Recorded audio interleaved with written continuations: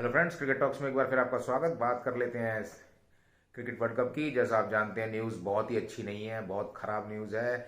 एक बार फिर हमारे शेरों ने धोखा कर दिया हम सब लोगों के साथ। मैं तो धोखा ही कहूँगा, क्योंकि आपकी सेमीफाइनल में बिल्कुल भी तैयारी नहीं लगी। आप कहीं से भी नज़र नहीं आए कि आप एक इंग्लैंड जैसी टीम का सामना कर रहे हैं, एक बहुत बड़ी टीम का सामना कर रहे हैं।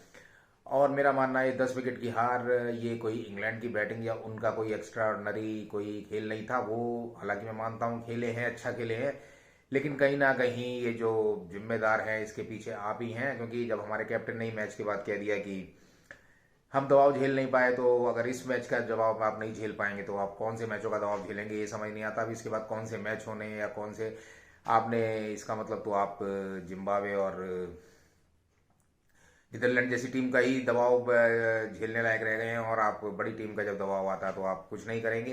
तो ये तो बड़ा एक अजीब सा उनका स्टेटमेंट। और रही बात, अगर इस मैच में मैं मेन पॉइंट्स पे आऊँ जिसमें जो हार का कारण बने, तो सबसे बड़ा जो कारण है, इसमें बहुत बड़े बड़े कारण हैं, और सबसे बड़ा कारण जो है वो मैं मानता हूँ केएल राहुल है। केएल राहुल को इस टूर्नामेंट का सबसे बड़ा एक जिसे कहते हैं माइनस फैक्टर अगर मैं कहूँ, तो कोई इसमें बुराई नहीं है। क्रिकेट है, प्लेयर है, उसका फॉर्म आता जाता रहता है, उसमें कोई बुराई नहीं है। विराट कोहली का 3 साल फॉर्म गया और उसके बाद जब वापसी की। सबसे बड़ी प्रॉब्लम है कि एक प्लेयर जिसको आपने जिम्मेदारी दी है, जो पहली बॉल इनिंग की फेस करता है, वो हर मैच में, चाहे वो जिम्बाब्वे के साथ, नीदरलैंड के साथ हो, साउथ अफ्रीका और इंग्लैंड की बात मैं नहीं कर रहा हूँ, और पाकिस्तान की बात नहीं कर रहा हूँ, वो हर मैच में डरा हुआ नजर आया। हर मैच में कोई उसके ऊपर कॉन्फिडेंस, कोई उसके चेहरे पे कॉन्फिडेंस नजर नहीं आया। और उसने हमेशा, जो बात हो रही है पावर प्ले में भारत के रन ना बना पाने की, एक बहुत बड़ा पॉइंट रहा ये रन ना बना पाने का, कि 6 ओवर में 40 रन भी शायद किसी हमारे मैच में नहीं गए। उसका सबसे बड़ा कारण केएल राहुल है। केएल राहुल हमेशा उसने जल्दी आउट होकर टीम को दबाव में वो लेके आया, और उसके बाद उसने विराट कोहली और बाकी प्लेयर्स को भी कुछ खास हाथ खोलने का मौका नहीं दिया। मैं, आप अगर देखें कल के इंग्लैंड वाले मैच में भी, सेमीफाइनल में भी विराट कोहली ने बहुत कोशिश की, लेकिन जो एक टेम्पो सेट हो गया शुरू में केएल राहुल के जल्दी आउट होने से, उसने किसी भी प्लेयर को खोल के हाथ मजबूर कर दिया, खुल के हाथ ना खोलने देने के लिए। और सबसे बड़ी बात, अगर मैं बात करूं यहाँ पर, तो हार्दिक पांड्या को अगर छोड़ दिया जाए तो कोई भी प्लेयर नहीं कर पाया, और सब दबाव ने मन नजर आए पहला विकेट गिरने के बाद। और ये मुझे नहीं समझ आता कि आप आईपीएल खेलते हैं और आप सारे गेम खेलते हैं, सारे बड़े बड़े मैच खेलते हैं, तो फिर कहाँ चूक रह जाती है, कहाँ आपको प्रैक्टिस की जरूरत पड़ती है पावर प्ले में, कहाँ आपको जरूरत पड़ती है दूसरी चीज़ों में। और मेरा मानना तो ये है कि ये बहुत ही एक खराब हमारी क्रिकेट, और शायद सबसे, हमारे जैसे पाकिस्तान के मैच को मैंने अपनी वीडियो में कहा था, शायद one of the biggest victory, तो शायद one of the biggest defeat है ये हमारी। और ऐसे मैच में बिल्कुल भी तैयारी ना लगना, बिल्कुल हर डिपार्टमेंट में इंग्लैंड ने, बैटिंग फील्डिंग बॉलिंग में बिल्कुल आपको आउट प्ले कर दिया। कहीं भी आप नजर ही नहीं आ रहे थे कि कोई बहुत बड़ी टीम खेल रही है। एक ऐसी टीम जिसे आयरलैंड ने भी हरा दिया हो, आपके माइंड में कहीं ये कॉन्सेप्ट नहीं था, कहीं नहीं था। और आप पहली टॉस के बाद से ही दबाव में नजर आए। मैंने देखा, अगर आप कहें तो मैंने देखा जोस बटलर के भी चेहरे पर टॉस के समय पर एक बड़ी टीम के साथ खेलने का साफ एक जो खौफ जिसे कहते हैं, या एक जो डर होता है, वो झलक रहा था। लेकिन कहीं ना कहीं आपने उस डर से ज़्यादा डर के इस मैच में बिल्कुल ही अपने आप को, जिसे कहते हैं, हथियार डाल दिया, सरेंडर कर दिया, और इंग्लैंड को पूरा मौका दे दिया। मैं मानता था जब इनिंग शुरू हो रही थी इंग्लैंड की, कि बटलर और एलेक हेल्स जो है, ये शायद सबसे खतरनाक साबित हो सकते हैं अपनी इंडिया की टीम के लिए। लेकिन मुझे कहीं ना कहीं विश्वास ये भी था कि शायद ये कभी भी इन्होंने कोई बहुत बड़ा प्रदर्शन भारत के खिलाफ नहीं किया। और जिस तरह से भुवनेश्वर कुमार ने 13 इनिंग में 5 बार इसको आउट किया है बटलर को, तो शायद ये रहेगा। उसके अलावा थोड़ा सा डर बरकरार उसका रहेगा। और उसके अलावा अगर मैं कहूँ, हर्षदीप सिंह को एकदम से हटाना बहुत बड़ी बात। 13 रन अगर आपके पहले ओवर में पड़ गए थे तो डर किस बात का था, आपके पास उसके बाद भी रन थे। हालांकि 169 रन को भी मैं बहुत बड़ा रन नहीं मानूंगा। कई लोग कह रहे हैं कि ये अबव एवरेज थे, कई कहते हैं एवरेज तो थे, लेकिन इस पिच पे बिल्कुल, एडिलेड की पिच पे बिल्कुल भी एवरेज नहीं थे। और ये कम से कम 190 रन की पिच थी। और जिस तरह से इंग्लैंड खेला, मुझे तो ऐसा लगता है कि शायद ये 250 भी बना देते तो हम सेफ नहीं थे। बात अगर करूं दोबारा केएल राहुल की, तो अब मैं मान गया हूं कि ये खिलाड़ी केवल और केवल आईपीएल का शेर है। आईपीएल में ही ये सबसे ज्यादा रन बनाता है, आईपीएल में ये चैंपियन बनता है, और आईपीएल में ही ये, आईपीएल के लिए ये, आईपीएल से भी मुझे लगता है कि क्रिकेट का, अब मैं मानता हूं कि थोड़ी सी दिक्कत हो रही है, क्योंकि हम यहाँ खेल के बड़े खुश हो जाते हैं एक दूसरे के अगेंस्ट में खेल के, और कुछ क्रूशल मैचों को हम जीत लेते हैं तो शायद लगता है हम हर स्थिति के लिए तैयार हैं। लेकिन इंटरनेशनल स्थिति बिल्कुल अलग हो जाती है। राहुल द्रविड़ जिसके बारे में जिनके बारे में मुझे बात करने में कोई बहुत ज़्यादा वो नहीं है, क्योंकि मुझे वो रवि शास्त्री जैसे एंथुसियास्टिक कोच नज़र नहीं आए। तो मुझे ऐसा लगता है कि उन्होंने कहा है कि हमें दूसरी लीग्स में खेलना चाहिए। इस बात से मैं इत्तेफाक रखता हूँ कि हमें दूसरी लीग, चाहे वो बिग बैश हो ऑस्ट्रेलिया में या CPL हो, कैरिबियन प्रीमियर लीग हो, ऐसे ही लीग्स में अपने प्लेयर्स को भेजना चाहिए, ताकि वहाँ की पिचों का हमें अंदाजा रहे और हम केवल और केवल अपने घर के शेर ना रह के बाहर भी खेलें।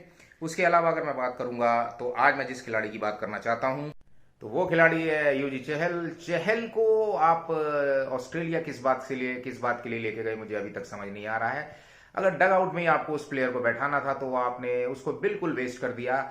एक ऐसा प्लेयर जो एज स्पिनर शायद सबसे बड़ा हाईएस्ट विकेट टेकर आपकी कंट्री का है, और शायद सेकंड, मेरे हिसाब से, जहां तक मुझे, अगर मैं गलत नहीं हूं तो भुवनेश्वर कुमार के बाद सेकंड हाईएस्ट विकेट टेकर है। लेग स्पिनर है। एडिलेड में अगर आप लेग स्पिनर को नहीं खिलाते हैं तो आप उसको कहां खिलाएंगे? आपने देखा कि आदिल रशीद ने इंग्लैंड के कितनी बढ़िया बॉलिंग की और उनके स्पिनर्स कितना चले और भारत को खेलने नहीं दिया, और आप एक लेग स्पिनर को अगर एडिलेड में नहीं खिलाते, और जो सबसे बड़ी बात, जो आपका एक हाईएस्ट विकेट टेकर है उसको आप एडिलेड में नहीं खिलाते हैं, तो कहीं ना कहीं तो फिर आप मेरे ख्याल में खुद इस हार को दावत दे रहे हैं, बड़ी हार को दावत दे रहे हैं। क्योंकि एक एडिलेड में लेग स्पिनर जो उनकी विकेट है, वहां पर लेग स्पिनर बहुत ज्यादा अच्छी उनकी एक रिकॉर्ड है, और चहल का भी जिस तरह से विकेट है, वो हमेशा एक बढ़ती हुई पार्टनरशिप में एक पार्टनरशिप ब्रेकर के रूप में बॉलिंग करते हैं, विकेट लेते हैं।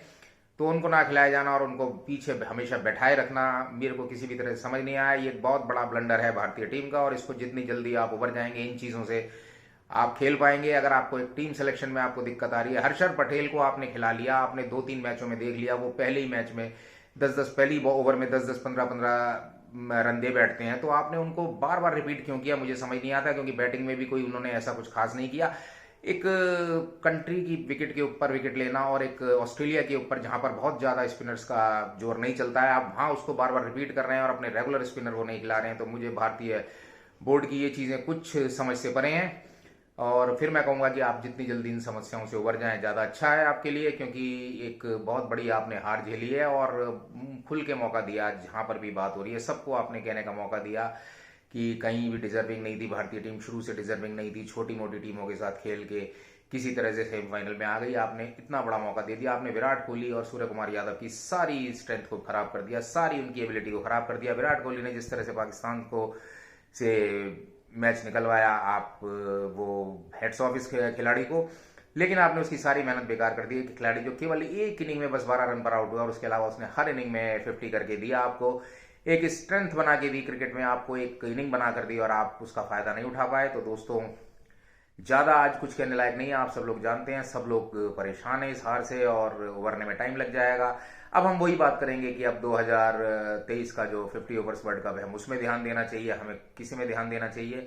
आपको टीम सिलेक्शन का भी बीच में देखना पड़ेगा। आपने श्रेयस अय्यर को नहीं लिया, मैंने अपने वीडियो में शुरू में बोल दिया था, आप चाहे जाके देखें अगर वीडियो और मेरे पेज, तो आप देखेंगे आपने श्रेयस अय्यर को ना खिला के मिडिल ऑर्डर में गलती की। आपने संजू सैमसन को ना लेके बहुत बड़ी गलती की। हालांकि संजू सैमसन का मेरा पर्सनल व्यू ये है कि इंटरनेशनल मैचों में जब उनको लिया जाता तो बहुत अच्छा प्रदर्शन नहीं कर पाए हैं, लेकिन फिर भी वो एक खिलाड़ी का बनता था। अब मैं ये कहता हूं कि आप 50 ओवर्स में बहुत ध्यान से टीम सेलेक्ट कीजिएगा, शिखर धवन को वापस लेके आइएगा। शिखर धवन एक बहुत बढ़िया प्लेयर है, और मैं ये कहता हूं रोहित शर्मा को सबसे पहले कैप्टनसी और दूसरी चीजों से पहले अपनी परफॉर्मेंस को देखना चाहिए। जहां तक है, पर्सनल नहीं हो रहा हूं, लेकिन एक क्रिकेट प्रशंसक और एक क्रिकेट लवर होने के नाते कह रहा हूं, थोड़ा फिटनेस पे ध्यान देना चाहिए। तो इन सब बातों के साथ दोस्तों, अब हम बाहर हो चुके हैं, अब तो बस फाइनल रह गया है पाकिस्तान और इंग्लैंड के बीच में। कड़वी सच्चाई है, लेकिन हमें ये माननी पड़ेगी, और भारतीय टीम वापस आएगी। उसके बाद न्यूजीलैंड दौरे पे हार्दिक पांड्या की कैप्टनसी में जाएगी। बात करेंगे आपसे मैच दर मैच और फाइनल के बाद। तब तक के लिए मुझे इजाजत दें। लाइक करें, कमेंट करें, शेयर करें मेरे वीडियो को। आप सबकी रात्रि शुभ हो, आपका दिन शुभ हो। बहुत बहुत नमस्कार।